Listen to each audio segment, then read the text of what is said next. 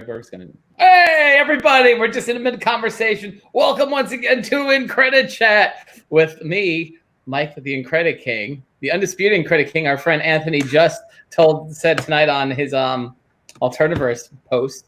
But we also, what do you want to be, Grazia? Who are you tonight? I'm always just Grazia. That's fine. Or if you want, like I joke with you, I'm the IncrediGod. Graz. A little higher than you. Graz. That's blasphemy to be a god. No, it's not. Why? I'm not saying I'm the god, right? I'm just you're the IncrediGod. The IncrediGod. I'm the Incredi King, Carol Baskin. No. Anyway, so tonight on IncrediChat, we have a exciting evening. Our guest star is the there's our backlog. Star of stage and screen, an amazing artist, talent, all-around wonderful person. You know her on Sesame Street as that little fairy, Abby Cadabby. But she also does all this other great stuff with her other character, Lolly Lardpop. So let's welcome to our show tonight, Leslie Carrera-Rudolph. Oh, hi. Hey, Roy. Yes, her hand for a minute. Yep. Hi, guys. Hey, Leslie, how are you doing tonight? I'm doing a craft right now. Uh-oh. I'm getting ready for Weird Wednesday. Weird. Well, so for our Josh, I always have trouble with his name because he pops in. Josh Hankmeyer? Yes, Josh Hankmeyer. He says, hi, Leslie. We're going to have a lot of people joining us tonight already. So I have a ton of Josh's artwork. In fact, we just added on Lolly's page a thing that says fan art, and it's almost all Josh and Smig. Yep. Another great artist. Yeah. So they're so loyal. Okay, sorry. I was just finishing my craft. No, so for anybody who doesn't know, and Leslie, you can talk about this. Outside, I mean, you're just multi-talented. You do it all. You sing, you write, you puppeteer, you act, you craft. I make pipe cleaner sculptures.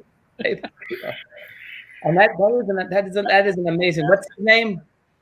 Well, this is this actually, and I was talking to Michael about this, is that my goal, I've had this story, The Night Before Hollow Scream, which is an actual little comic book that I gave away when we were doing all of our Comic-Cons. Yes. It was this tiny little giveaway.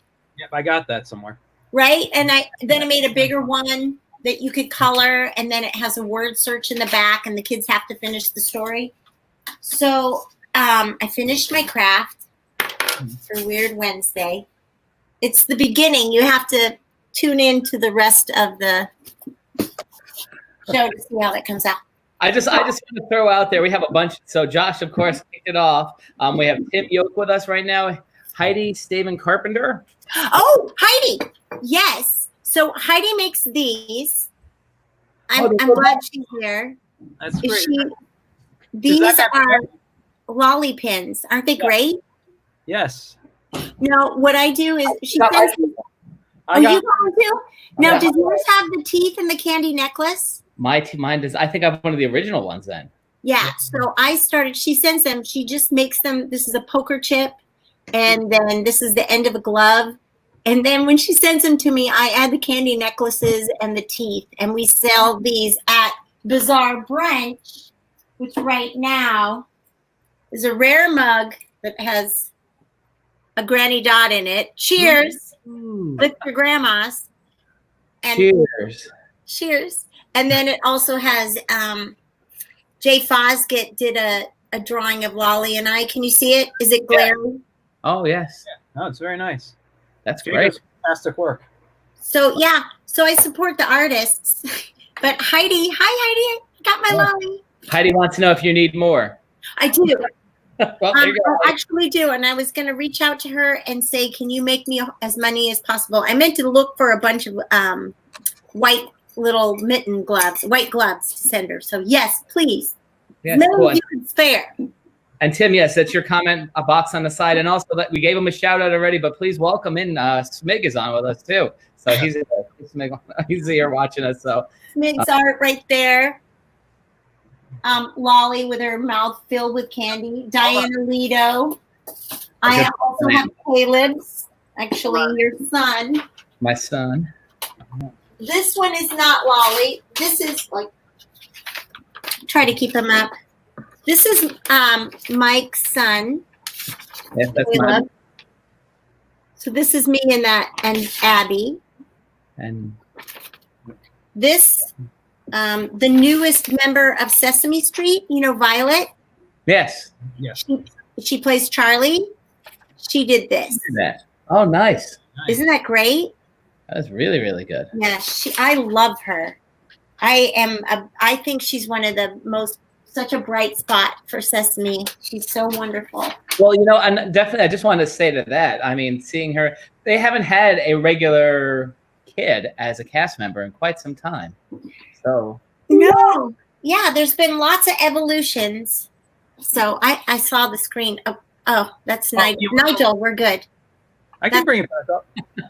Nigel is Lolly's tech pug, and he's gotten really popular. He's been helping us a lot with the J Fun playdates. Once a month, we do playdates with the J Fun, and that is a great organization. It's started by Tom Coughlin, a former coach of the New York Giants, and he founded it in the name of one of his players who I believe lost his battle with cancer, but it's for families that are battling, you know, illnesses, and their kids get diagnosed, and all of a sudden, what do? Well, the J Fund helps them. They help them find fundings. They help them, you know, they support them in any way possible, you know, even if it's starting a GoFundMe campaign or helping them find the funds or whatever those needs are. So lots of shout outs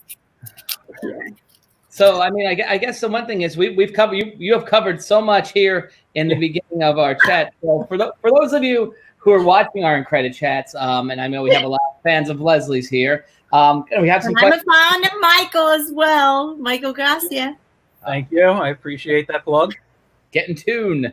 That is my the postcard she's holding is actually the app I have that teaches storytelling through the comic strip method. And yes. I'm gonna. Lolly wants to have you on her show one day. Yeah, I definitely want to. Go on getintune.net and you will you can find out more about the app, download free stuff. There's bookmarks on there. Oh, I've been making bookmarks too.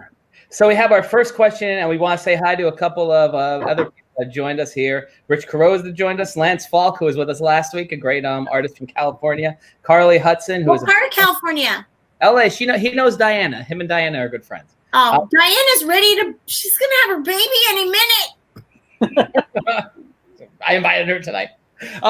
Carly Hudson, her and her family are fans of Sesame Street, which then leads to a question from Tim Yoke. And I guess we'll expand on Tim. He wants to know, how many years have you been on Sesame Street? But let's embellish. I guess, how did you get to Sesame Street? For everybody who doesn't know, Leslie will tell you what she does on Sesame Street and how she got there. It's a good place to start, I guess. Oh, wow. That's not. Well, I've been on as Abby. I think it's now 15 years. Wow. Because the seasons are like a year behind. But I was actually on Sesame Street before I was on as Abby.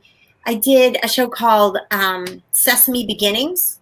Yes. And I played Prairie Dawn's mother, Delta Dawn. I got to name her Dee Dee, but don't call me Double D. Oh, God. I just love her. And so I did that, but then I got asked to do the pilot. Like, they had a pilot, and Kevin Clash gave me a chance at the time to do, I was very briefly, Cookie Monster's mom in the pilot. And then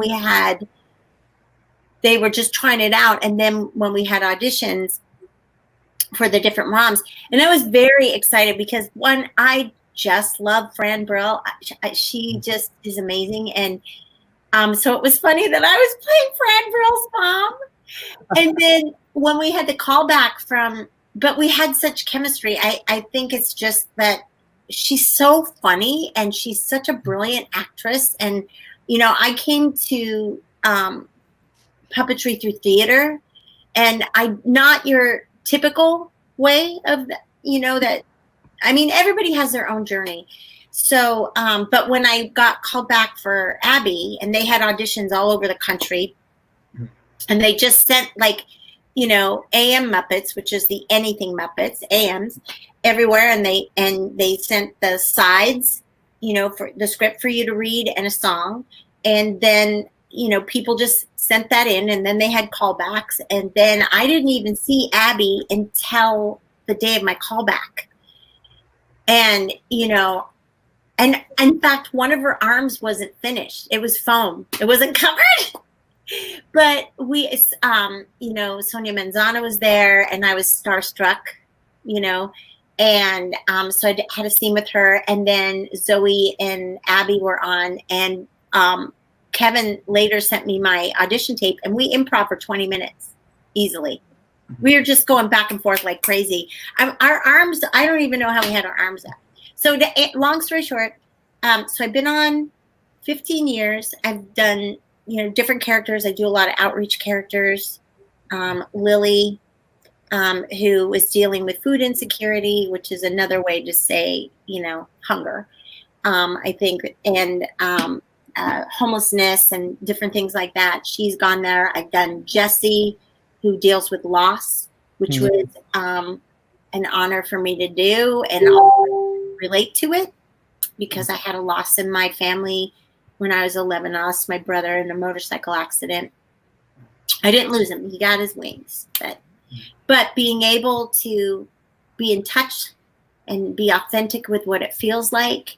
And, Sesame does so many amazing things where, the show is so important to me growing up, because I felt I just learned differently. I think what most artists do, I'm slightly dyslexic, so reading was always a challenge for me. My dad was an artist and a teacher, so I had lots of arts. And so when I saw Sesame Street as a young child, I could relate, because that's what it was like for me at home, playing and creating characters. And I was like, ah! So, but as far as Sesame Street, I will say that I auditioned to be on the show, but my first experience with television puppetry was Muppets Tonight. And I didn't have any experience with television puppetry. I thought I was going to be fired on a daily basis. But I had an HBO Workspace show, and at that time I was writing comedy and doing characters, and did a lot of heavy theater, like Search for Signs of Intelligent Life, the Universe, Parallel Lives. I did that with Paula Pell, which is the Kathy and Mo show. So it was a lot of that stuff, and then a lot of theater like Sweeney Todd and Chorus Line and Pump Boys and Dinettes and Little Shop. So I came from a theater background, but I also worked after school programs, doing a lot of the same things I'm doing now. Outreach, kids at risk, my degree, child development through the arts. The one long answer, huh? No, it was a great answer. We just wanted to say hello to Owen Lucas. Emilio Velez Jr. says hello. Emilio, mwah, mwah. Oh my gosh. Well, you're definitely in the fan art gallery on Lolly's page. I don't have it within arm's reach, but Emilio is amazing. In fact, I have some of his buttons. Oh, the dog. Wearing them. Yeah. The one other area that I know we don't talk about much, but because you said the HBO Workspace and some of your stuff out in LA. You were down in Florida for a while too, down at Disney. Yeah. What were you doing down at Disney? Because I know you had a lot of stuff going on down there too. Yeah, I did. Well, I actually was. It was so funny because I did a show actually that just closed. It was the longest running cabaret in theater history, the Beach Blanket Babylon. Mm-hmm. I played Dorothy and Madonna. Whatever. I still have ruby slippers wherever I go. But and someone from the Disney company came and said they were looking for something to put in on this show, on this place called Pleasure Island. Okay. And they had different themed restaurants. There was like a comedy club, there was a country western club, there was a disco, and there was this really cool place called the Adventures Club, which looked like a game of Clue, but it was a 1930s and 40s social club. Anyway, I was going to go in originally into Comedy Warehouse and just do comedy for families, do the kind of stuff I'd been doing in schools and in my hometown. But they ended up putting me in the Adventures Club. But somebody saw me in Beach Blanket Babylon and asked me to audition, and I did. Of course, in between that time, I rolled my truck and skid 80 feet upside down and totaled it and walked away going, I've never been anywhere besides my hometown. And I thought, I think I'm going to go to Disney World. I was very lucky. There's like a lot. So that was like, I guess I should maybe try this. So then from Disney, I got cast in the Adventures Club, which was awesome. And I'm super dear friends from that because it was like we would improv from 7 o'clock at night till 12:30, 1 o'clock in the morning in character, improvising and with no modern day references. So all of our improv had to do with relationships. In fact, oh my gosh, Mike, my friend Darren DePaul. Yes, Darren. Let him know he's here. We're here. I'll have him tune in. Darren, my friend Darren DePaul, we used to stay out on the floor all the time improvising. And our cast members were like, come in there. Come inside. Take a break. And we're like, no. But he's like a superstar voiceover artist. Yeah, he was in the Spider-Man game that was, yes. Yeah. He's J. Jonah Jameson. Stuff in Star Wars. I mean, he's like Darren DePaul, people. But he's also Mailman Joe in Lolly's radio playdate Camp Blart. Is that backwards? It's upside down.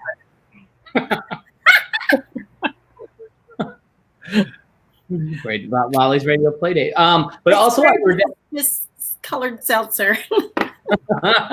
While you were down at Disney, so because you had like I know you told me you had like a workspace down in Disney as well too. And then you did a couple. Wasn't there like a workspace or something you were doing? No, well at Disney, no. I just worked for the Disney company. I did the Hoop-de-Doo review. They would pull me out whenever there were special events, and I would create characters. I was Cookie the Elf, so I would do storytelling in the Disney marketplace. But then I left, and I was teaching drama locally.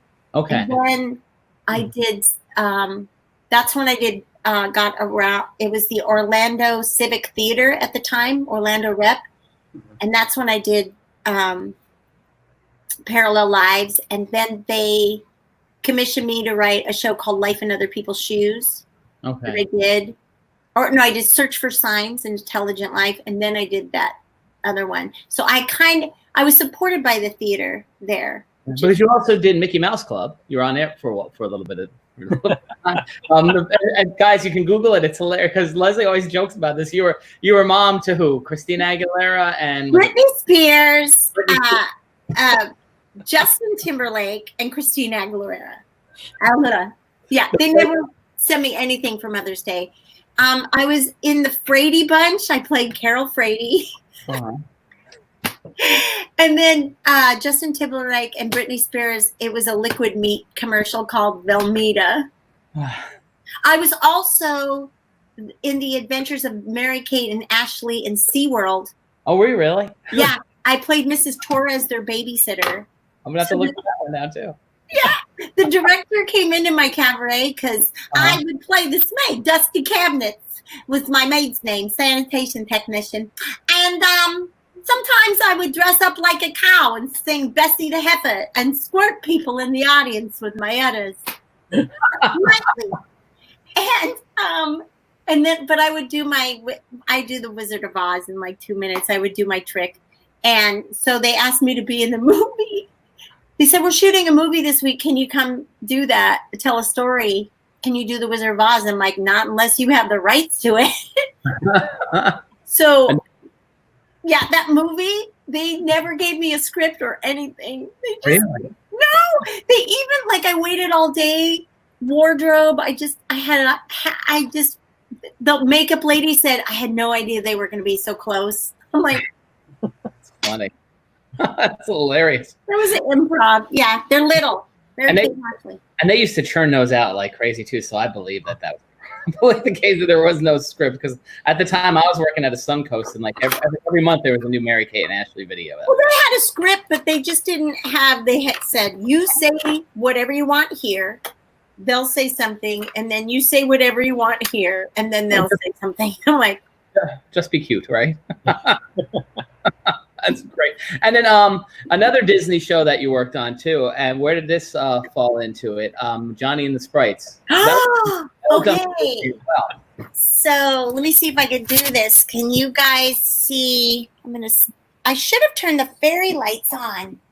Maybe I'll do that right now. Turning the fairy lights on. This will kind of help.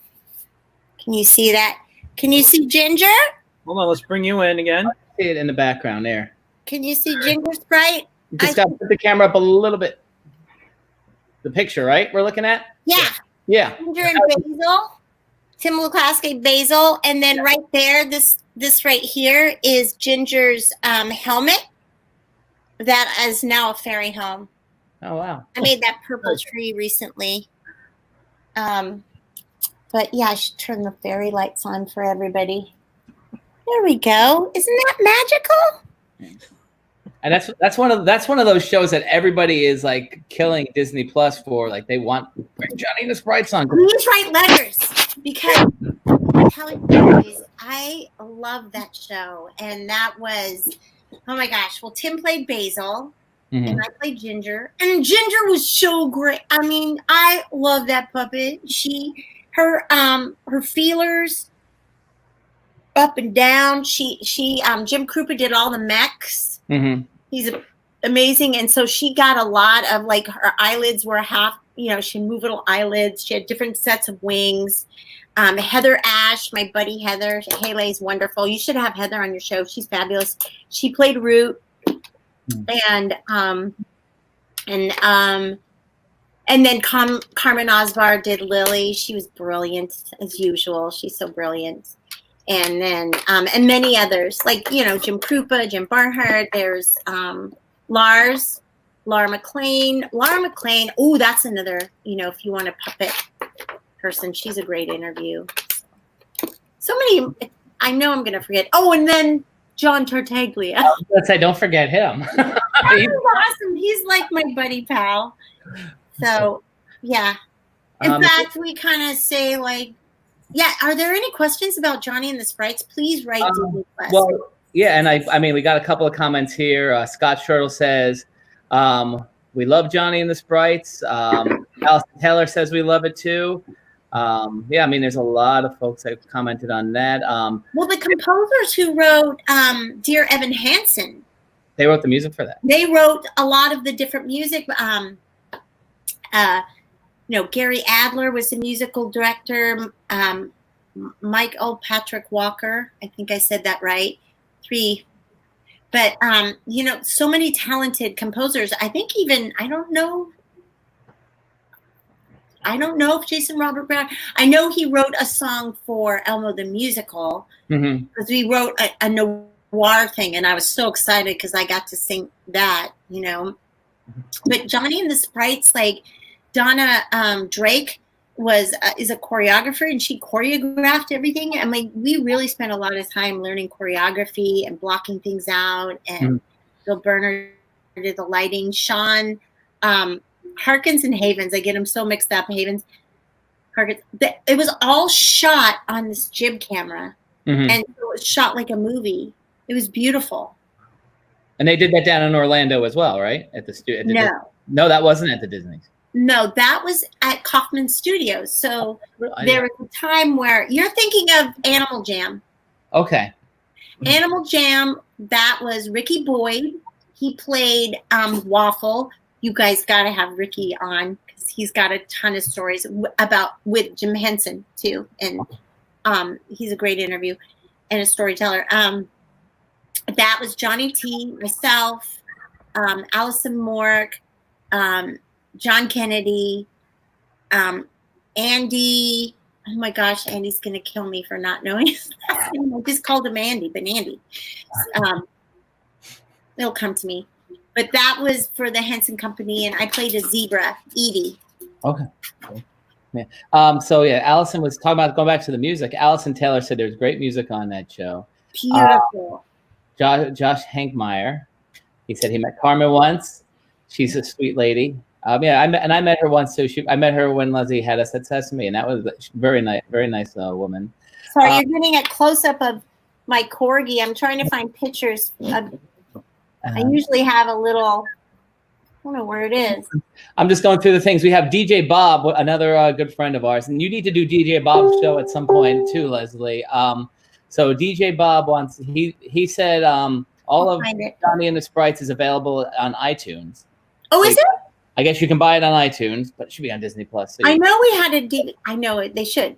They should. But he has a question for you. He wants to know, what's a television show that you wish you were on, or puppet related that you were a fan of? Amy Sedaris is. I feel like we might be twins. I'll do some crafts. I honestly feel like she's like got my dream show. If Carol Burnett did another show. Oh, a show that I wish I could be on. Can you ask the question again? There's so many different. Right. So he's like, what is a television show that you wish you were on, puppet related, and in comma puppet related that you were a fan of? So I mean, I guess puppet related. Okay. Okay. Oh golly. Oh, that's tricky. I don't know. I had a good time on Helpsters. I got to be on just for one day. I thought it was such a quirky, fun show, and I got to play Hart's mother.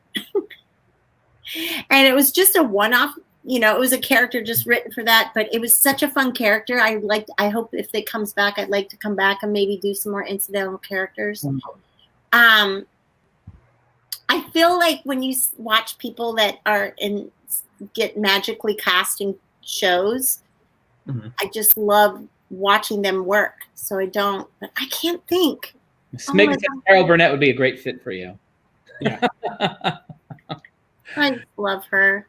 Also, I did. I made her a pipe cleaner version of herself in the drapes. Yes. Do you have a picture of that? Or maybe Grazi can find one. Grazi can find one. I am starting another Carol Burnett. All right. But my next pipe cleaner is a surprise. Where did it go? Hold on. Let me pull up the screen for you here. While you're looking for that, Leslie, another fan, and we'll get to Joe's question in a second. Another fan. I don't know if you've met this young man. His name is. Please forgive me. I'm gonna mispronounce your name. I hope I don't. But I met this young man at a convention. Oh, look at her. Oh, nice. Yeah, I started it, but I never finished it. I think I totally have time. Okay, go on. That's amazing. So his name is Sergine. Yes. Yes, you know him, the young man, right? Yeah. Spain? No. No, Nyasi.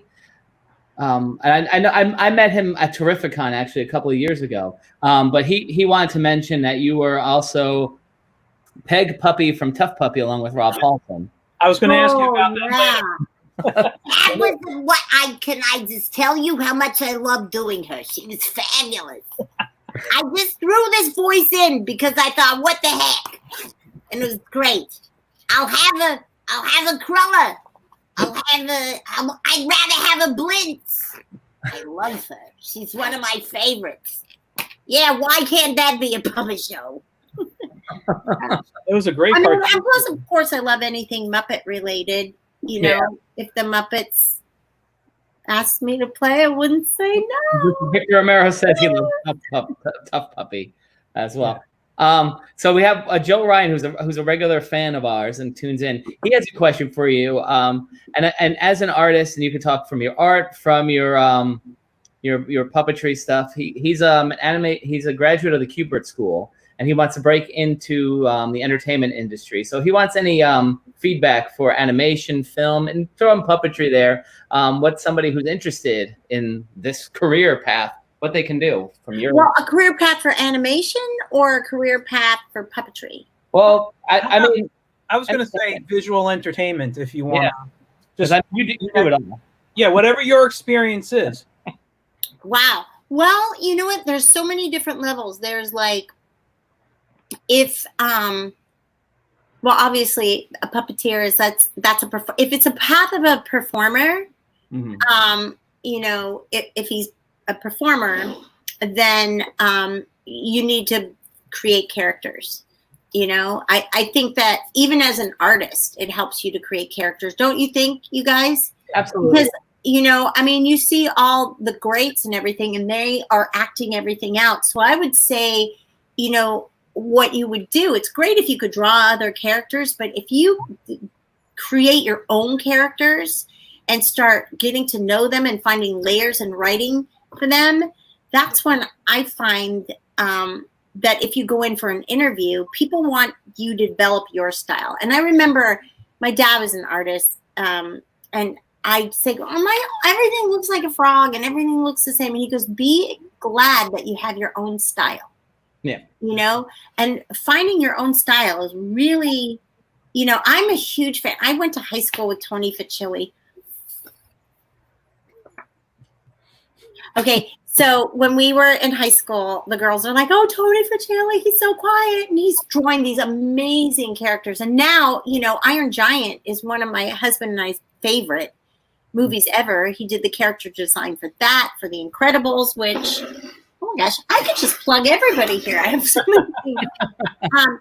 But I think, and now, you know, Tony is doing his own illustrations and his books and stuff. So I would say that find a character that you've created that you think is wonderful and maybe write a story for it. And maybe like animate a book. Like I'm in the middle of wanting to do a kid's book. And it's just based on my pipe cleaner stuff. But I think once you do that, then you go into this world and say, look, I love to tell stories. So anything you could do to become a great storyteller and build your bevy of characters, I think is going to help you. I think. No, I think that's great advice. I think that because there's so many artists, right? Yeah, and the job, whether you're animating, whether you're drawing a comic, whatever it is, you're a storyteller. You know, right. And that's, you know, for myself, I go by cartoonist, illustrator, graphic designer, whatever the job is. But at the end of the day, I give myself a storyteller. I just bought a comic book from Terry Blah, and I know his work as an artist. But he was the writer on this book. Oh wow! Dead weight. Who's hold on, I'm trying. Let me do. No, let me bring the screen up for you so I can read it better. Yeah, now Terry Blah's. Molly Muldoon, Matthew Seeley, Dead weight. Yeah. Now he wrote the story, but somebody else did, of course, the inking and the other stuff. But you know, I didn't know he was like when I bought it. I was so naive. I was like, "Oh, I love his work," and I was like, "Wait, he wrote this." Yeah. It's really good, and I just got that. So I would definitely be the best storyteller you can. Nice. We just want to say hi. A couple other people have been joining us here. We have our buddy Tim Bendig is with us tonight. I don't know if you know Tim, Leslie. I know you met him. He was the one that was with Carol and Debbie, and he helped them out at the different conventions. Yes. Yes. So lovely person. And also Greg Berg is watching right now. Greg Berg was the voice of Fozzie Bear, the original Muppet Babies, the animated. Wow. You guys. A friend of ours. He came and did our show. I'm fans of your fans. So Tim Yoke wants to know, and I guess obviously not for 2020, but you've done this before. Have you considered a panel at DragonCon in 2021? Oh, I would love to. I say yes to everything, which is why I have so much stuff going on. But yeah, absolutely. DragonCon is crazy. I did. I usually do the puppet track, and then my husband a while back did the band track with his group Glank. It makes instruments out of liquid propane tanks and metal gears and saw blades. And my husband really likes to cosplay Deadpool, and he does it with his friend Chris Sazzano, and they call themselves the Deadpool duo. And so the Comic-Con, and I did Sir Didymus because they were doing a labyrinth cosplay at the Center for Puppetry Arts. And so it was funny. It was Sir Didymus, Lolly played Ambrosia, and Deadpool. I remember you shared one funny story, and you and I have like another funny story about this, because when you were with me, I picked up the picture, but you told me when you were at Dragon Con, you were on stage and you're like, heard all this commotion coming from the thing behind you, and you opened up the curtain and it was Nathan Fillion. We were setting up for Paul's show because he had all these musicians and he had like 2,000 pounds worth of metal saw blades and all this stuff. And yes, it was great because I was like sneaking from the side and it was hilarious. Yeah, twice. It happened twice? I was in the same room when we were setting up the band. I was like, it was all I could do from not rushing the stage.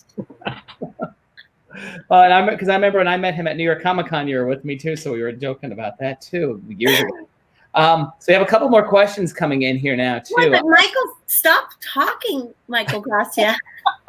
Well, I'll come later. I actually want to ask you about some of your art stuff, and we had a question about your. I forgot who said it's a little further up about your pipe cleaner art.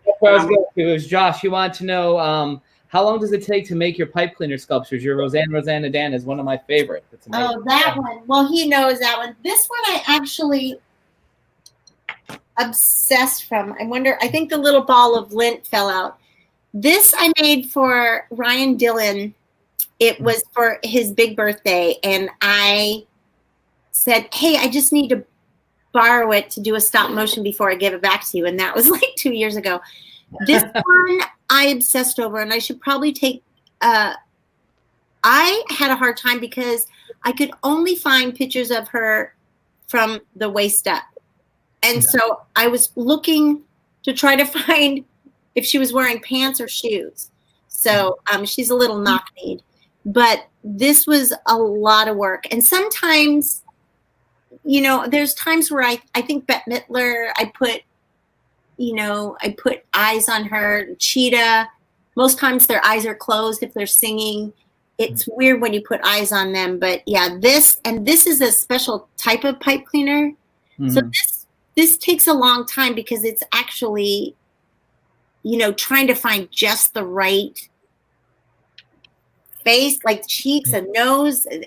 This took me, I want to at least 20 hours. But wow. Sometimes what happens is that the face takes like 5. Wow. Or 6 because I'm obsessing over it. And Telly Monster, I was so glad I don't have that.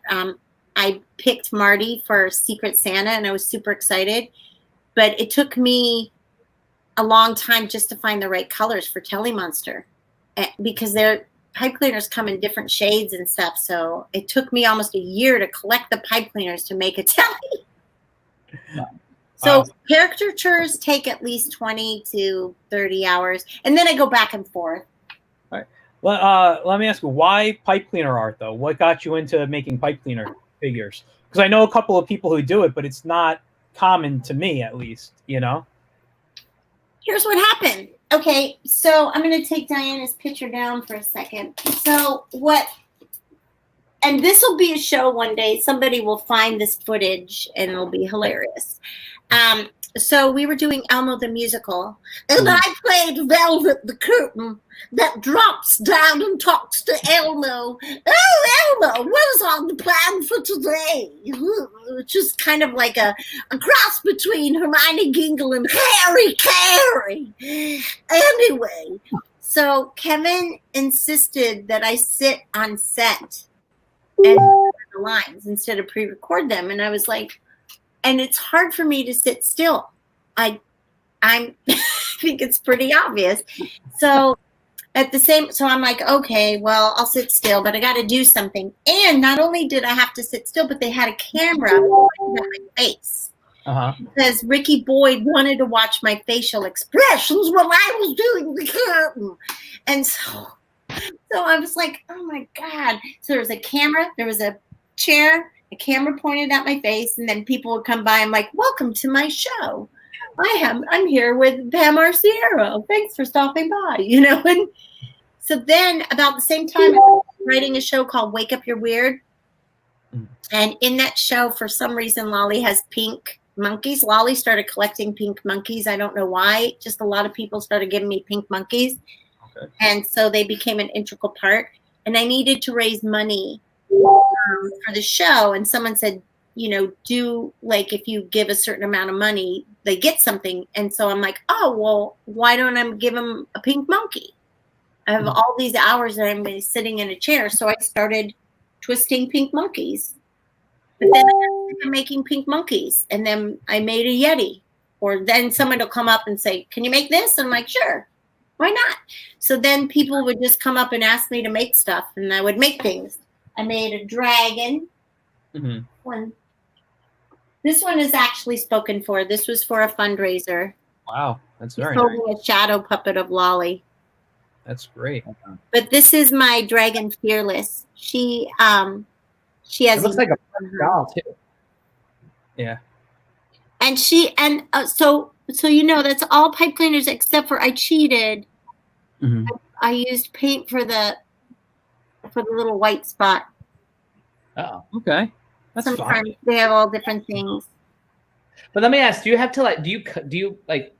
Is there any cutting of? I mean, you must be cutting like pieces of pipe cleaner too, right? So, like I cut it, but then I also trim it with these little tiny scissors. These little berry scissors. I don't know if I have them here, but just put them back. And then like I said, this one. Well, you saw Granny Dot. You saw Lolly. So yeah, pipe cleaner. She's filthy like Lolly is. She's the pipe cleaner. Sometimes I'll trim it, so they're not so fuzzy. Yeah, but I mean, you also shorten them too, right? Like obviously. Oh yeah. Yeah, you have. Yeah. And it looks like you have a whole closet there devoted to pipe cleaners. Oh my gosh, it's so disturbing. I know. I'm going to show you from my night before Hollow Scream. I'm pretty proud of her. Oh, that's awesome. I love that. Yeah, she came out, and she's just one little page. Swamp Thing is a work in progress. Oh, that's awesome too. I love it. Oh, wait, his eyes all messed up. His eyes all messed up. Sorry about that. It's okay. It's a gorgeous piece there.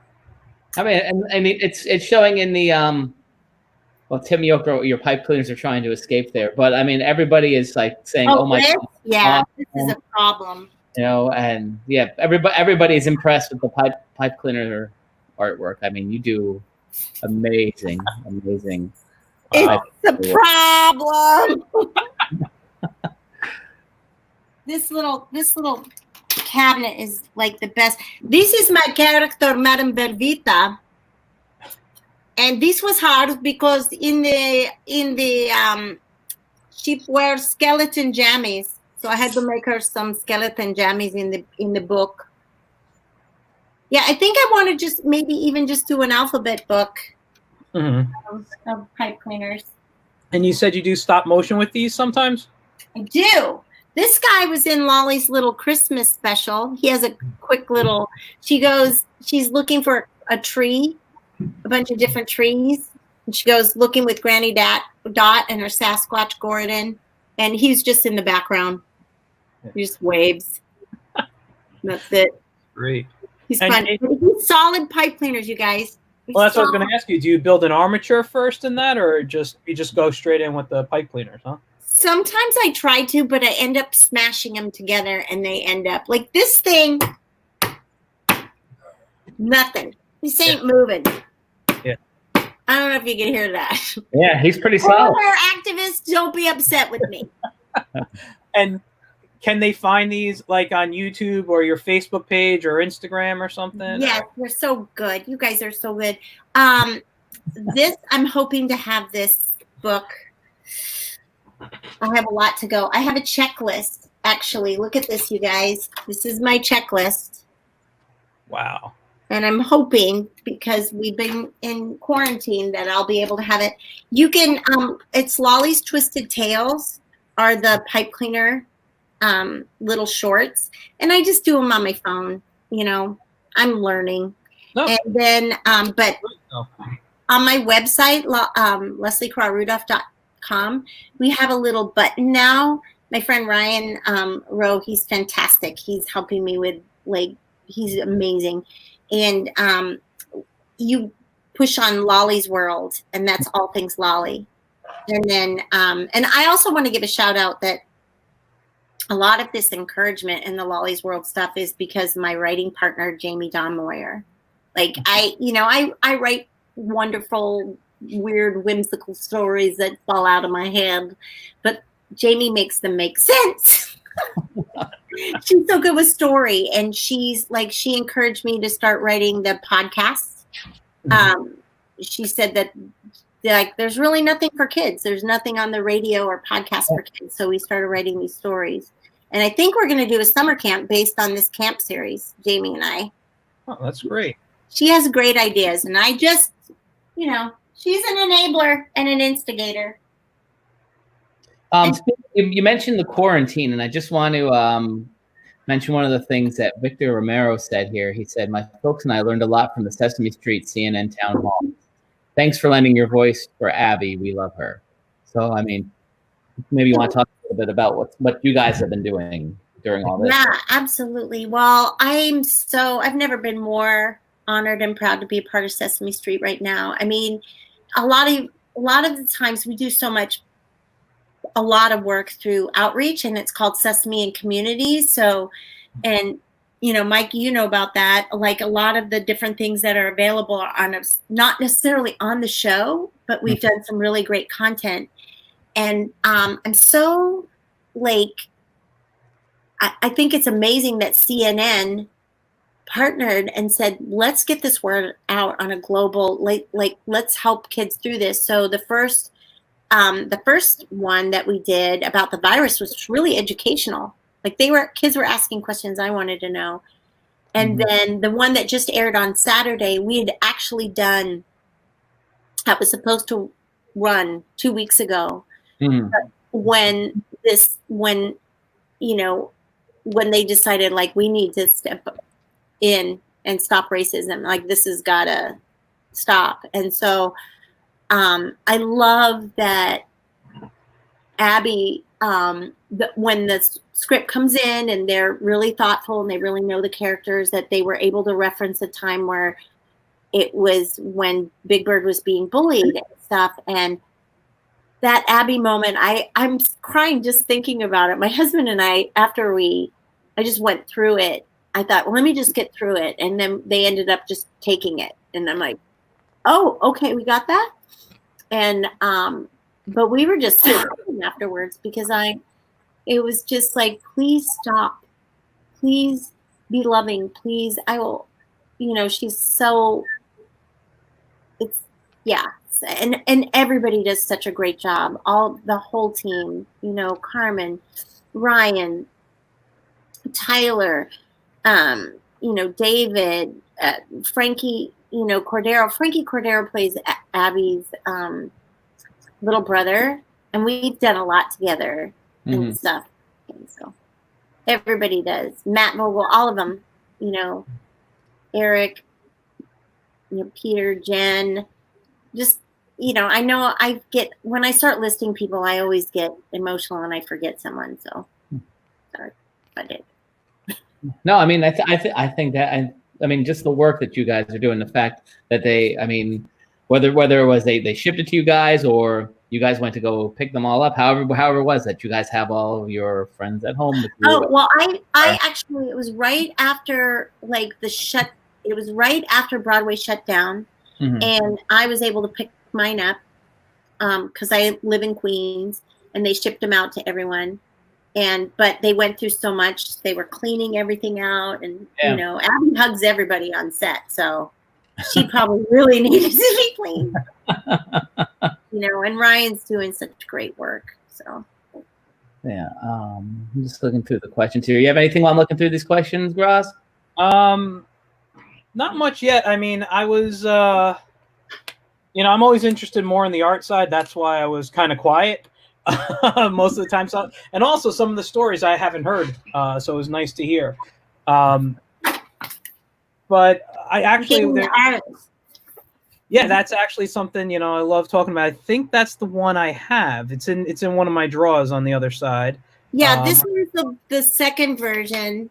Yeah. And that you can see, like, so that's Madame Velveeta, who I do in my show. And oh yeah, I made the mom. Mhm. So usually sometimes, okay, stop biting. Kind of close to what the mummy will look like. Mm-hmm. And I'm thinking I'm going to try to turn this into a song. Like David Redman says, this would be a good song. So since my husband is a composer. So yeah, so this is what I'm going to turn into Pipe Cleaner. I've made the rabid, bloodthirsty mouse. I made the bats. Mm-hmm. And there's, well, that looks nothing like the Wolfman, and that looks nothing like the Bride, but still. But I like your pipe cleaner versions of them, though. Me too. Yeah. Yeah, this is just a coloring book. Things, you know, as they develop, things change constantly, so it's okay that they look a little different. And, yeah. And we were talking a little bit about this through text. You're actually going to be photographing these pipe cleaners for the children's book, so it's going to be, you know, like, I don't want to call it live action, but real imagery, not drawing anything over. Yeah. Are you building the sets to it too, or are you? Yeah. Well. Okay. Go ahead. I haven't figured that out yet because, like, I took the werewolf looks so great. I started doing this thing called Werewolf Wednesday, and I was just taking them. They look so good in the natural environment. I'm going to show you another pipe cleaner, which is insane. But there's another story that I wrote called Beatrice Fennelbulb, and this was a story I wrote for kids that were in hospitals. You know, the kids that something happens to them and they say, why me? It's actually a song that I wrote. It started as a poem and then it turned into a song, and then I did her as a painting, and then I thought, I'm going to make her as a pipe cleaner. So I have another book that I want to do, but I recorded the song. So I think I might try her in an environment. For if I do stop motion, I'm going to have to make the sets. I don't think the sets are going to be pipe cleaner because I'll pick and choose what to make pipe cleaner because I want things to pop. But also, I don't think I have it in me. But I do have a dream to do the Macy's windows all in pipe cleaner. Oh, or at least one. That'd be cool. I know in some of your other This photos. Oh, cool. Sorry, it was a little skip. Wow, that's amazing. That is good stuff. So originally, I was gonna sing the song, Beatrice Fennelbulb, but it's really heavy and uncomfortable puppet. I could imagine, but it's beautiful. Yeah, she came out nice. Yeah. Wow. So, and these are like, I think those are ponytail holders or something. You know, those little. Yeah. So.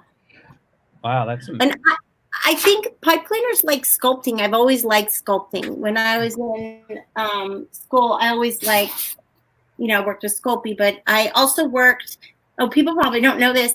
When I was in college, I worked with this at Pat's Pots. And they made little jars that said like ashes of old lovers or boogers or old farts, really classy things. And they were but they also made these little critters called plant pets that would sit on the corner of a pot. Did you ever see those little ceramic critters? I've seen the flower pot on the side of a pot. So me and these two other ladies used to sit all day and make those things, but I always loved ceramics and I was always big into sculpture. So pipe cleaner's nice. I don't have a kiln. I don't have clay. So that's fine. Just looking here at a couple of the questions. Somebody wanted to know on Tough Puppy, did you get to work with Rob Paulson, Jeff Bennett, Gray Delisle, or Darren Norris, or Butch Hartman? I did, only for 2 shows. Because Peg wasn't in there. This was so frustrating because it's hard to. There's so many talented people in Los Angeles in animation, and usually once you get in, you're called back again and again and again. Mm-hmm. So this was the first time I was on a Nickelodeon show. Mm-hmm. When I was in Florida, it was always between me and D. Baker for animal noises. He always won. Anyway, so sorry, new heart. But yes, I did, and it was awesome. So they were all in. My husband's making soup. Oh, music. He's a percussionist, so he's making it. Anyway, so the very first day, the very first episode, they were all in the room. They were all recording at different mics, and I was in like this little booth, and they were all there. I was so intimidated. They're so awesome, and you can imagine, like, they're nonstop. They do 8 million impressions. They can, you know, you've seen them when they read and everything. Yeah. And I just had one line. I only had like 3 lines at the end. So I'm just sitting in the back and I'm like, where's my baby? And that was just it or something. And they just looked at me because I'm sitting there like, I don't think they expected that to come out of me. But then I ended up getting Sesame Street. And so I was in New York.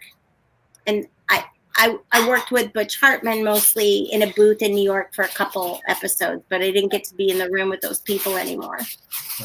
Okay. Cool. There's a lot of requests too about people are surprised. I don't know if it's bedtime, but Josh said maybe this person's raiding a cookie jar while nobody's looking. You know, I don't know if Lolly's around. Oh, let me see where she is. Oh my gosh, she's right here. Is she sneaking some snacks? Well, if Paul has vegetables out, she's nowhere to be found. Lolly. I am working on my weird Wednesday. Wait a second. Oh my gosh. Why is my neck? Okay. Wait a second.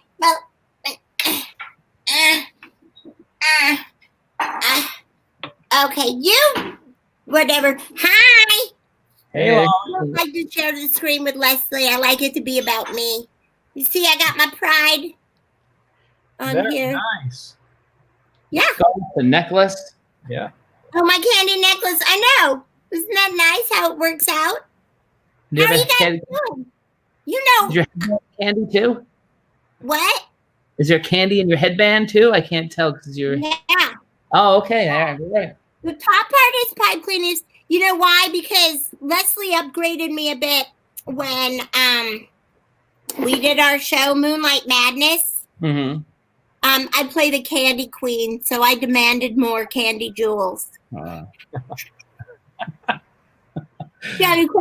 Do people have questions for me? Yeah, everybody, ask your questions for Lolly. John. Somebody wants to know, Lolly, do you love Hanna-Barbera? I do. Who doesn't? Makes it Why, you have a picnic basket? Full of candy? And Smig says, hello, Miss Sugar Rush. Hi, Smig. Smig knows me. Boy, him and Josh, those two, it's like, you know, I mean, if I get tired of Leslie writing for me, those two can write for me. They know me. They know I bleed frosting. Yeah. Is that healthy if you have frosting going through your veins? That's a little... I never said I was healthy, Mike. Okay, well, I'm just saying you're bleeding frosting. I have a pound of bacon. I have 4 teeth. They all have cavities in them. I think, you know, if I want to lead by example, this is what happens. You know? I'm pretty much... I'm pale, I'm filthy, I have no teeth, and I have no muscles. Josh says Lolly's probably a fan of Fruity and Cocoa Pebbles, too. Oh, of course. Of course. You know what? Cocoa Pebbles and Rice Krispies are really good in chocolate ice cream. You should try it. Sounds delicious. We got a question from, who's this? Bob Gerard Runkle. It's DJ Bob. Oh, DJ Bob, sorry. Hi, DJ Bob. When did your obsession with Milano cookies begin? Which I was going to say is one of my favorite things I've ever seen from you. When the bag opened. The waft came into me. It was like Pepe Le Pew. Like, oh, ooh, I smell Milanos. So that would be that. But let me ask this question now. So you have this obsession with Milanos. How does that affect your relationship with your buddy Phil? Phil? Well, Yeah. Phil is not too bright. Where's Phil? Phil? Where are you, Phil? Phil? Yeah. Phil's lost part of his brains. Poor Phil. Yeah. Did Lolly get to you? Yeah. Oh, Oh. does she? Yeah. What can I say? Ugh. It's okay, Phil. You know? Poor Phil. Oh, well, I definitely like Phil. It looks like you have like the right kind of grooves there on your top of your head. It kind of matches somebody's mouth and teeth. Oh, yeah. Hmm. Yeah, I guess so. I kind of in a daze. All right, whatever, Phil. See what I mean? It's not too bright. Poor Maybe Phil. because he's left-handed. That's a deep one, puppeteers. Smig says Phil's lobotomized. So, yeah, it might be. Yeah, but he's fine. He's still fine. He's a cookie for the love of God. For the You know, love of it's God. not like if he swims in milk, he completely dissolves. So I've kept him around. I haven't dipped him. Yeah. I love how you said yet. I Well, love maybe it. I'm so clean. you can convince him to take a bath in a cup of milk maybe later on. I don't know. There's something charming about him, isn't it? I mean, I don't know what. Maybe it's because he makes me feel so intelligent. So, Lolly, tell us a little bit. Horrible. That's just horrible. So, what's Don't emulate me. Be nice to your cookies. Well, I was going to ask you. So, you and Lolly are talking about this weird Wednesday thing. So, do you want to tell everybody at home a little bit about what you guys are going to be doing on Weird Wednesdays? Yeah, do you want to join me? Yeah, I'll join you for this one. Thanks, Lolly. Thanks for including me. Okay. Yeah. So, what it is, it's a test. Yeah, this is, I don't know why she came back. So, I really miss hanging out with my friends and everything. And Les and I, usually we like tour and we go to schools and we help kids, you know, to embrace their own individuality and creativity. And also, like, we've been hanging out on the J Fund, and there's so much going on in the world. Sometimes we just like to help kids think creatively. So if they have the tools they need to be creative or think about fun things they can do, then they can put their thoughts down creatively. Yeah, that's it. So it's just kind of like a hangout. You know, I might do some drawing. We might talk about crafts. We have a really great first special guest. Jim Napolitano is going to, I'm just going to tell you about it. He's going to do a little puppet show, and then he's going to show the kids how to make one. My friend Eric, all the way from California, has the most amazing collection. Mm-hmm. I can't tell you what it is. It's fantastic. Plus, he's a hilarious performer, a singer, a writer. He's hilarious. He's going to drop in. Granny Dot has a segment. Granny Dot, do you want to talk about it? Oh. You know I do. I absolutely want to talk about it. Of course, I'm still dealing with this thing in my eye. Hi there. I'm going to do a segment that's called The Alphabet of Music. And so I'm going to have a special guest instrument on. We did vibraphone for the J Fund, but that's not going to be on this one. We're going to have a special guest instrument, maybe two. Okay, that's what I want to say. All right, thanks, guys. All right, so it's kind of a family affair.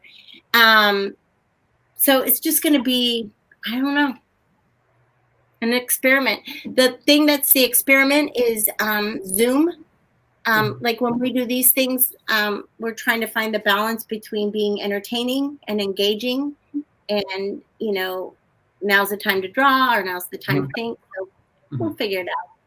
Well, no, and Grazi and I have talked about this, and this is kind of like why we do these IncrediChats too, because this time period, everybody's home, and you and I have talked about this too.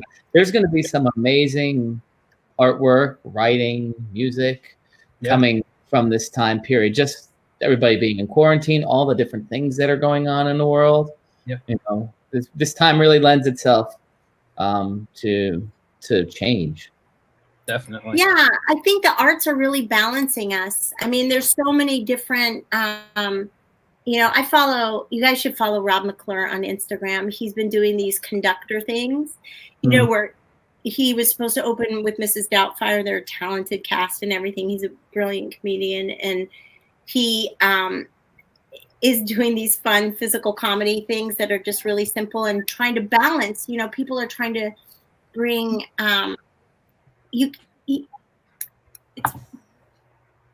Whoa. Yeah. We lost her for a second. Hopefully she'll come back in a moment. Hope we didn't lose her.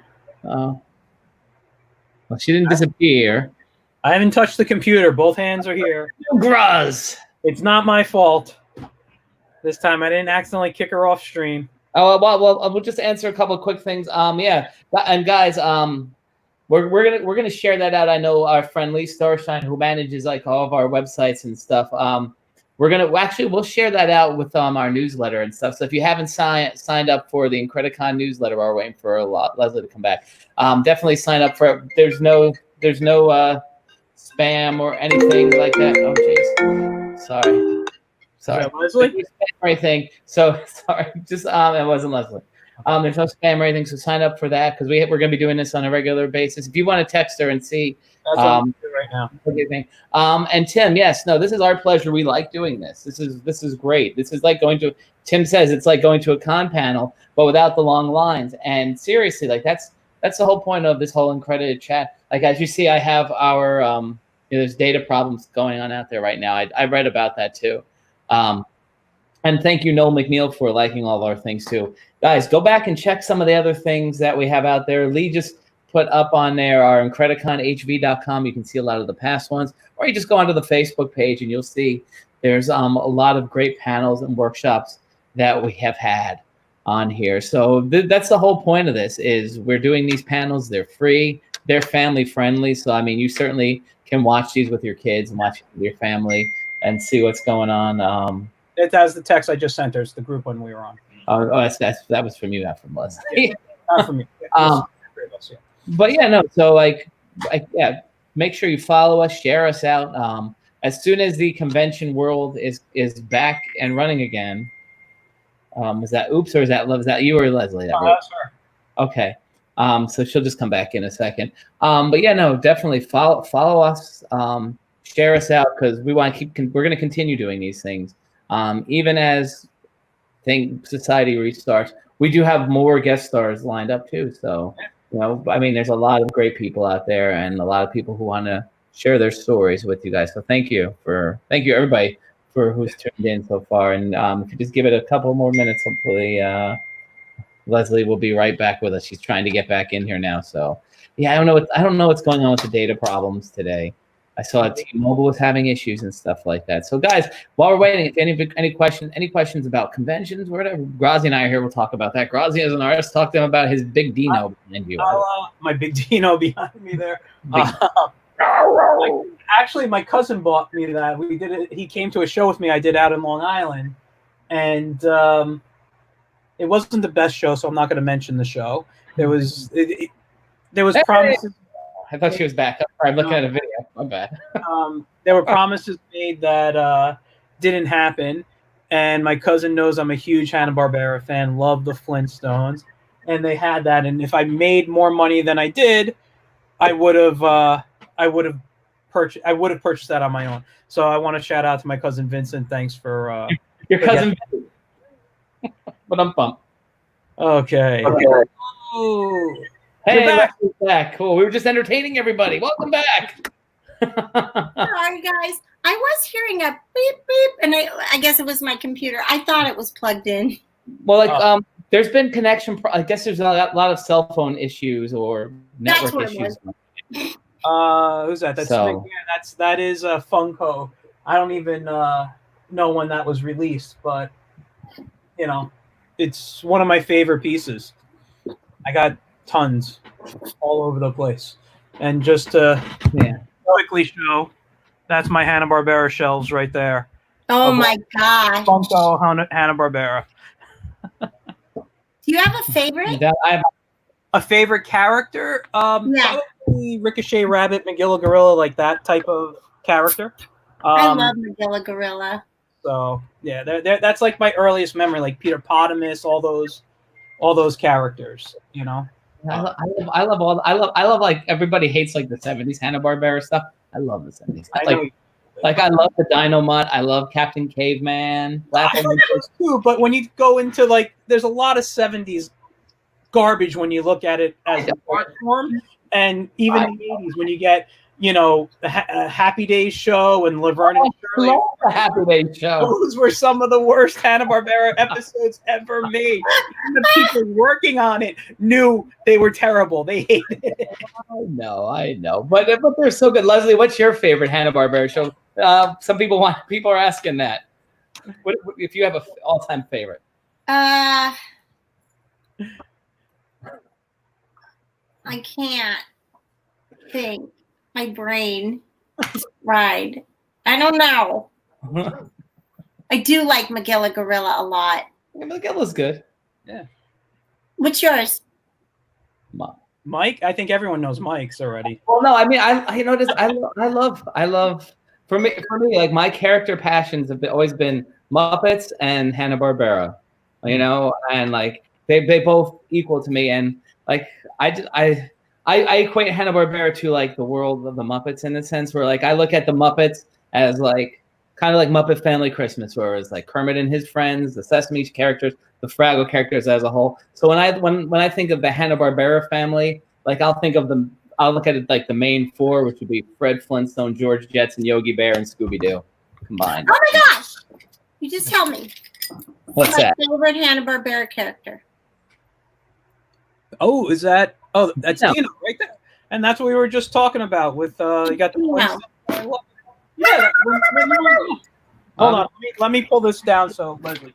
Dino. Please do. I collect these jelly jars. Yes. Oh my god. This thing here, let me just zoom in on it so I can get a better view. Oh my god. Oh, I love him. Down, Dino, down. So I had well, yeah. I mean, we used to fight over growing up Star Trek or the Flintstones, and I wanted Flintstones. I would be there with you too. They were at the same time in the Honeymooners, and then I was young and I was watching All in the Family. But I just liked all the gadgets on the Flintstones. Mr. Slate. I liked all the Anne Margrock. I love you, but ain't gonna be your fool. But and I had a Dino little eraser that I would just like take everywhere and just clutch in my hand. But my husband just got me this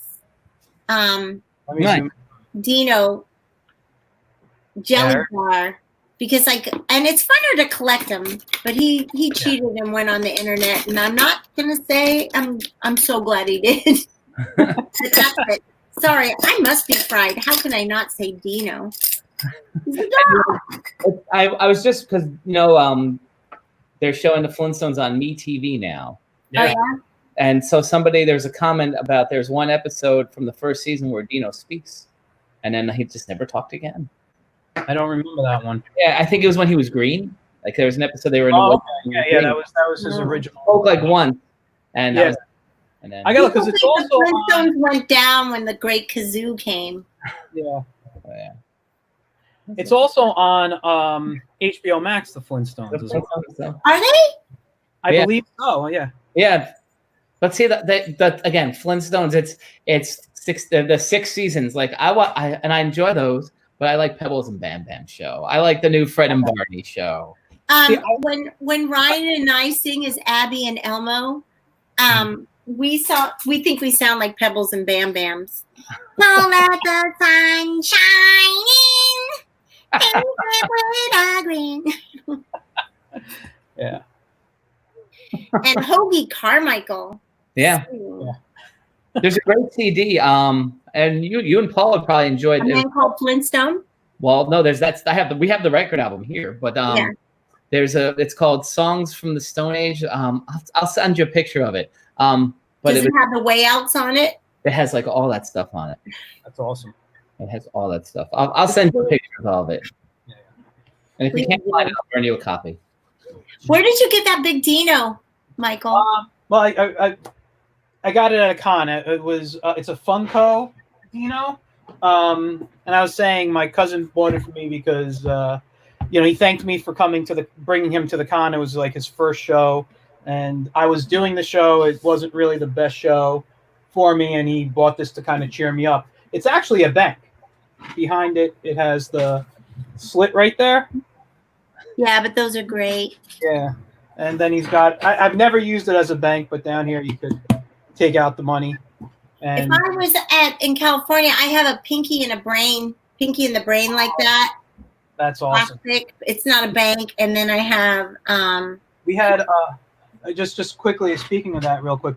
I had Keith Tucker on, who was a storyboard artist on Pinky and the Brain. And in the studio, he had those plastic things that you were just talking about. The plastic. Yeah, I had those, and then I had the big hairy monster from the Red.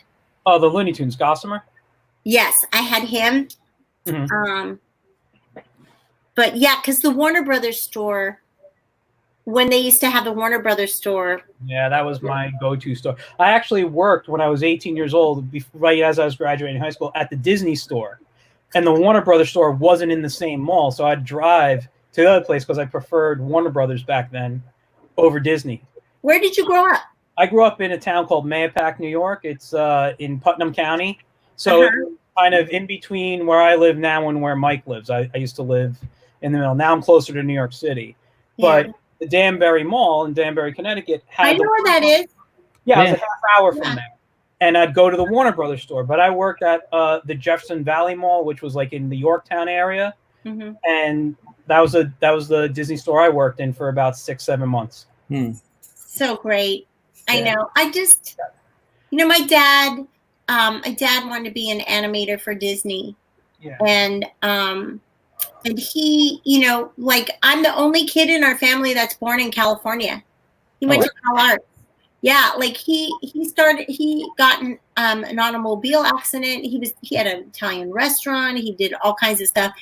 And he went back to school and he wanted to be, an animator. And then he ended up being an art teacher. He's right here. But you know what he loves Snow White. Oh, very nice. This is just like, these are like the Disney ornaments are crazy. Yeah. Oh yeah. They're amazing. I know. And I'm obsessed. I really like Jiminy Cricket. Sorry, you're getting. It's on my other side. What, Jiminy Cricket? Yeah, I have. Oh, not that one, but I got a Disney shelf, and I got a couple of Jiminy Crickets over there. This one's called the light burnout, but it lights up. I think I might have that in storage, and I bring it out because we do it. My wife and I do a Disney tree. Our house is completely Disneyed out. This is the only room that has. Oh yeah, that is beautiful. My studio is the only room that has other stuff than Disney in it. Oh, really? Yeah. So everywhere you go, her birthday was today. I just gave her a Winnie the Pooh snow globe and a little Mickey plaque. And wait, today is your wife's birthday? Yeah. And you're spending it here with us? Well, you know what? She likes she occasionally likes some alone time, and me not always around. I think. That's so nice. It's her birthday. Let me give it to her. Why not? I mean, I spend all my time in the studio anyway. I wish I could find it. I had my dad's sketchbook, and in it there are some sketches he did of the Seven Dwarves. And when my sister and my brother, this is before I was born, he painted a mural of Snow White surrounded by all the forest animals on the wall. So And I think just the animation is such great storytelling. I think they remember when Disney was re-releasing movies back in the theater for a little bit, and they re-released Pinocchio. And I remember watching that, and I just think it's such a beautiful story because it's about, you know, Geppetto wanting a child, you know, and it's so beautiful. I'm actually writing, I have this dream to do a Lolly movie, like a really low tech, no green screen, just all puppetry. And it's a spin on Pinocchio. It's an all-female version. And it's based on my mom, who used to volunteer at the a hospice thrift store. Mm-hmm. And she finds this little doll that keeps getting, none of the kids want her. You know, she's thrown on the ground. She decides to take her home, sew her, put her back together. And the blue fairy, my character, Velvet L'Amour, is watching and says, I'm going to try that blue fairy spell on these two. And she casts a spell, and Lolly comes to life, and she's living with her Granny Doris, or Granny Dot, in a mobile park, a senior mobile park. So it's kind of a spin on that, but then it's her adventures with these seniors and her bringing life back and forth to them. So one day. A lot of projects in the works there. I know. That's why I have all these little to-do lists. An activity book, a pipe cleaner book, Heart Skills, which is Mike knows is like my service learning club I dream about. And actually the Wake Up You're Weird, or the Weird Wednesdays, which is based on my show Wake Up You're Weird, is just an experiment, you know? Yeah. I think it's a good experiment that's going to be joyful for a lot of people. And joy. Whenever we think of Leslie, we think of joy. I mean, like you are the embodiment of it. I'm a little nervous because Art House is kind enough to host it, right? And so there's a Zoom link, and we're sending out all the information with the Zoom link, which means people just have to log in the Zoom link, right? Yeah. And my friend Laura, she's going to be like inviting people in, and then Ryan's going to be in charge of like videos and stuff. And it's just going to be a free for all. It's going to be just like a quirky, like we're not going to have rehearsal, put it that way. But people have been sending me these horror stories like, what if somebody comes in and does something awful on Zoom? I think you could just kick them out, right? And you can kick people out. You can do that. So I was like, oh no. It's family friendly though. I mean, it's like you were talking about who your superhero would be. I'm Poppin' Wong Python, a little bit of Mary Poppins, a little bit of Mary Poppins, a little bit of Monty Python, and a little bit of Willy Wonka. Awesome. I got this at a Comic-Con, this silk screen. It's very nice. I didn't know if that was a book or not. That's very nice. I think that was my very first Comic-Con. Mike, do you know, Mike, you were the first person because I was on that panel. That was my very first Comic-Con. You know, although the one that we did at New York Comic-Con. The very first panel you asked me. Oh, wow. New York Comic-Con, your first con. That's a very intimidating show to be your first con. Well, I did this doesn't really count, but I really liked Batman, and I really loved Frank Gorshin as the Riddler. This is a good comic book story that's so nerdy. So he was at this big comic book store in Florida, and I didn't have anything for him to sign. But, you can buy still. So I bought some. But I made out of Sculpey a question mark that I painted that I was going to wear like a nerd, a question mark that was signed by Frank Gorshin into a necklace. And, I waited in line. It was wrapping around the comic book store, and he was smoking. He like nonstop. He had a smokeless ashtray, and it was in his contract. He just smoked and smoked. I mean, his skin was like a wallet. And I get up there, and I asked him to sign my things, and then I asked him, and people would, you would just pay for the signature. And then, would you sign my question mark? And he goes, what is this, cookie? A blanking cookie? And I'm like, kind of. And he signed it. I got to find it. but I shellacked it, and I would wear this question mark signed by Frank Gorshin. Yeah, I met him probably a year before he had passed away. He was a really nice guy, though, too. Yeah. That man was a genius. He really was. He's an incredible actor, incredible impressions, like amazing. Nice. So, all right, are we out of questions or? I don't know. I got to be honest. We've been talking so much. I haven't even looked at many of the comments. Oh, look, I pulled out. Here's a quirky Hanna-Barbera favorite of mine that I went and pulled out. Oh, look at that! See how sweet. There's something about like stupid character. And actually, I wanted to pull out and show you something, Leslie, because you were talking about the Warner Brothers store. A friend of mine gave me this, but this came from the Warner Brothers store. I don't know if you could see it. So it's a Tweety with a pet on a pencil eraser, and then it says different things. So it says "Get the lead out," "Get to the point," "I'll pencil you in." And oh my God, that's so great. That's it. And he's like, I found it. I'm getting rid of it, and I know you like, Looney Tunes. Here you go. And so. Oh my gosh, that's awesome. Yeah, I got a lot of cool stuff like that. He gave me, I think it was like Looney Tune trivets. He didn't want them, and they're just like. Oh, I know. I've seen those. They're gorgeous. They're all different colors, and they look at their circle like. Yeah, something like that. Yeah. I have them in one of my drawers in my dining room. Yeah. A lot of our stuff is in California, but I mean, I do have a lot of Disney stuff. This print came from the Warner Brothers store too. Like they have an amazing art gallery. Oh yeah. So I mean, like, did they have a giant Warner Brothers store in New York here? I felt like they did. Yeah, they did. There was an elevator. Like if you went in the elevator, Superman was underneath it. And when I was doing Dr. Seuss, The Wobulous World of Dr. Seuss, I did the second season. And that was my first experience in New York. I was so nervous. I lived with my friend's parents.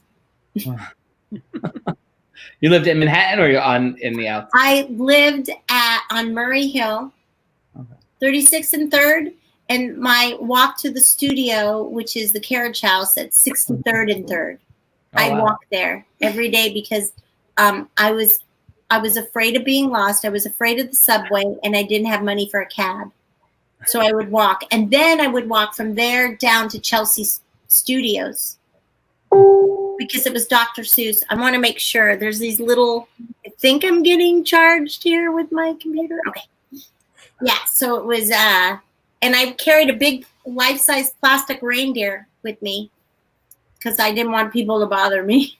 So it was my first time in New York. They didn't. It's funny you mention it because years season 30, I was an intern at Sesame Street, and I worked in the Manhattan office. I was working on Dragon Tales, and there was the same. At the time.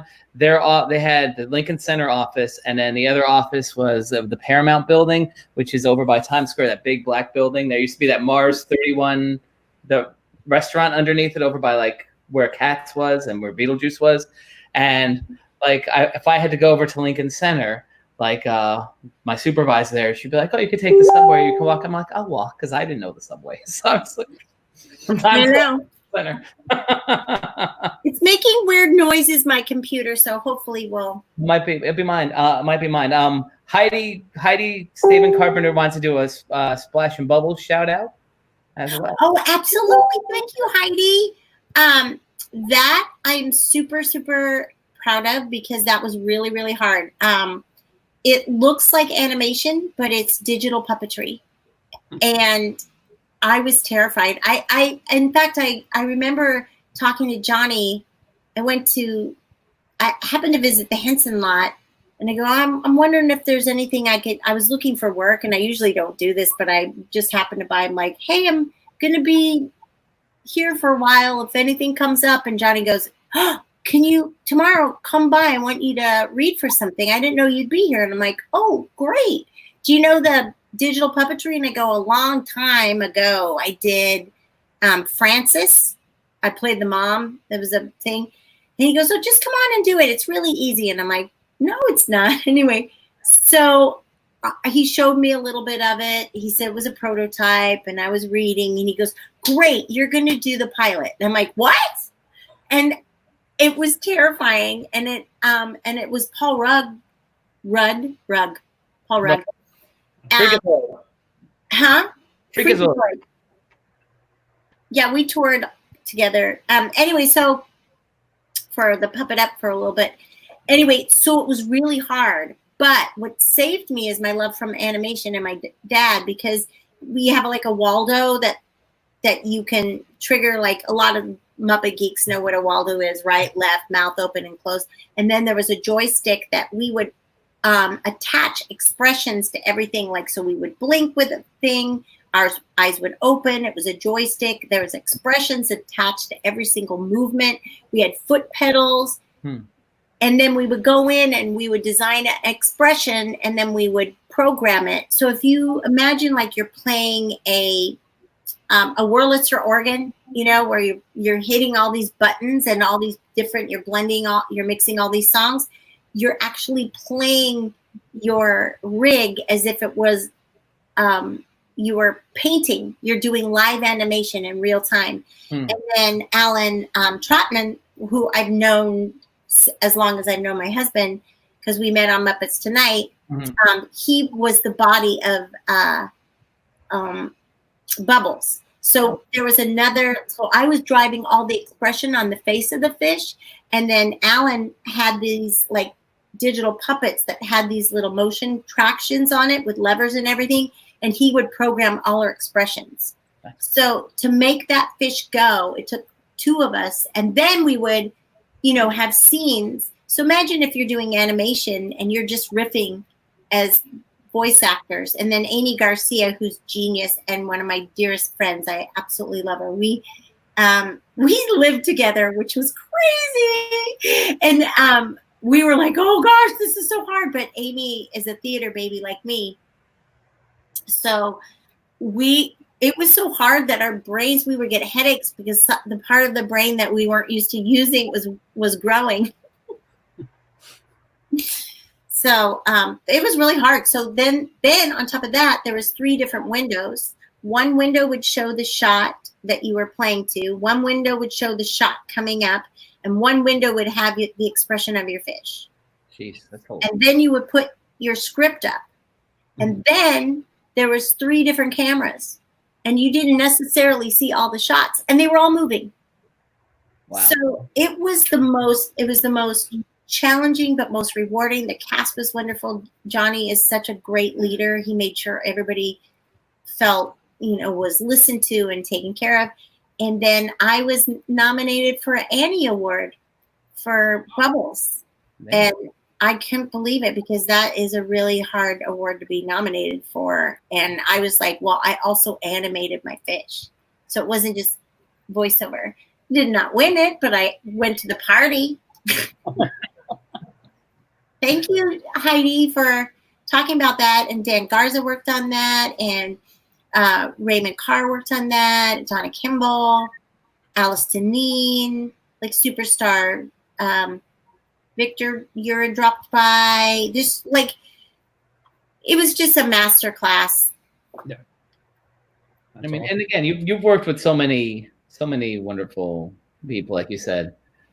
Oh yeah, there's all the people that I work with, I'm fans of, and I just admire their work so much. And I think that like, and what I was talking about on Sesame Street, those specials are really difficult. Like when we did the Elmo's Playdate, the Zoom Playdate, because we are, you know, have headphones in, we're not in the room, we're separate from each other. But because we're so close and know each other's timings and rhythms and everything, that we've got, you know, a chemistry and a support system. That's really lovely. Yeah, no. And you know, and I know it's getting late, and we should probably wrap up momentarily. But I mean, one thing I think we should also mention too was your relationship with Chuck McCann. As we're sitting here talking about cartoons and classic people, I know you and Chuck were very, very close. Yeah, in fact, I just found, well, he's up there always watching me. I have him pinned up. I actually found, and you're going to love this. Let me see if I can find the journal that I was looking at. Chuck and I used to hang out. I actually found one of his drawings in my journal. He was always, he grabbed my journal and would just draw in it. I think this is one. I wish I would have known. I would have. I have so many journals. I'm so analog. That's the thing. You've worked. You've had relationships. You've worked with so many different people. You've done so much. I mean, like we could do a Chuck and I, like Chuck, Uncle Chuck. I called him my Uncle Chuck. We used to. I'm going to talk a little bit. It's a mess down here. I'm sure he's in one of my journals because I'm an analog person. You know, I'm just now figuring out the iPad. But he's an amazing puppeteer. I don't know that people know that. And we had the same voiceover agent. And someone said, you should know this Chuck McCann because I grew up on the West Coast. Mm-hmm. So I didn't, I knew of Chuck McCann, but when I met him, it was like we immediately were kindred spirits. We were each other's spirit animal, and he loved Lolly. In fact, I still have messages on my phone that he would leave for Lolly. You tell Leslie, I hope you better be doing good.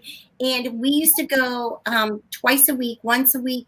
We used to go see this big band play at this rehearse at this Mexican restaurant, and they used to do 2 sets. And they set up the back area, and it was Hollywood royalty. I met June Foray there. Oh, wow. Yeah. And her sister. And they look like salt and pepper shakers because they're about this big.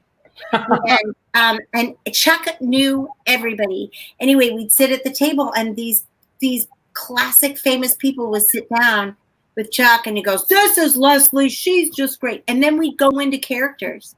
We would just improvise like Jonathan. We would just go into all these different characters. Sometimes people would sit down. Sometimes they'd avoid us because they thought they're crazy. And then every once in a while I would get to sing with the band a little bit. And then Chuck started coming to my shows. Then when I got Sesame Street, he was so proud of me. I went to his house. He has this beautiful, like, he goes, oh, I bought an organ, and I don't really know how to do it. And he'd start playing it like a mad scientist. He had all the Paul Ashley puppets, which are now back with Paul Ashley's granddaughter. And I think they're going to be showcased at the Center for Puppetry Arts. I'm hoping that we're going to get something at the Museum of the Moving Image. Mm-hmm. But he had pictures of everything. He would let me hold the puppets. He did puppet shows. He was just a genius. He was my hero and my friend and my mentor, and just thank you for sharing that. I know he's right there. I have Carol right there, my family. I have I got this little art box, and like you guys, we surround ourselves with our inspirations and everything. But nice. Yeah. So I mean, this has been great tonight. I know it's been a long show tonight, but this has been a great show. We've had a lot of people commenting. And again, I didn't stop talking. No. This is what it's all about. While you were out, people were like thanking us because they said this was like going to a con panel, and it's free and it's at home, and that's the whole point of why we do this in the first place, is to bring this to people's homes. Yeah, and you're connected to the things that you love to do, like who's your favorite character and why. I think that's what Weird Wednesdays is going to be about. Like, I recently did this, I have a couple things that sometimes I paint. This is funny. This was I did Lolly, comparison is the thief of joy. Let me give you the screen there. Wow. And originally it was just like, are you ready to do your own art now, Lolly? I forgot why I was even writing this, and I was just like, sometimes I'm thinking, oh, I get intimidated by people's art and stuff. And then I realize, like, why am I doing this? Why am I spending so much time on this? And then because my intention, so then I just painted this the other day. And I think with all that's going on in the world, if our intention, we have to just stay on it, and especially as artists, all the great, social commentary that's going out there, and it's going out there artistically, and the writers, and we're balancing the world. You can balance the world because you got to have, You said balance, and that's like one thing somebody said the other day. I'm a teacher, and somebody was saying about, 2020 is the worst year ever. And another teacher commented, actually, 2020 might be the best year ever because as a society, it's a wake-up call. Yeah, and resilience and all this. 2020 might be a year of remembering all the great change that happens now. Yeah, that's a whole nother conversation there too. I loved visiting your after-school program. Oh, we enjoyed having you, and the kids are happy. And this week, we're going to share out our after-school program. I think this week will be Weird Wednesdays, so we'll get that out. We'll do Weird Wednesdays. Also, check this out. I'll do this for you. Thank you very much. I'll be actually pitching that tomorrow because every Tuesday night I'm doing Get in Tune on here. I interview an artist or someone in the art field. So I'm going to have to check out and follow you guys more. I've said yes to so many things. I do what's coming up, Weird Wednesday. I am having an adult type of evening on June. I don't know. Let me see. I have to laugh. Good. I was going to say, throw up those links again there, Grazia. Jim Caruso has a thing called, he usually does something called Cast Party that's at Birdland. Our house party, but he's doing a pajama party, and I'm super excited because he asked me to perform. Yeah. So Lolly and I will probably do a song on that, and that's Jim Caruso's Cast Party. I'm probably I don't know if I can say it yet, but you guys should follow Miss Coco Peru. I don't know if I can. Yeah. And then let me see. Follow it and be surprised. Yeah. Camp Blart. Stay tuned. Yeah. You know what? I'll be better. I usually throw stuff up on Instagram and Facebook, and then the Lolly portal. We're calling it the Lolly portal, Lolly's World portal.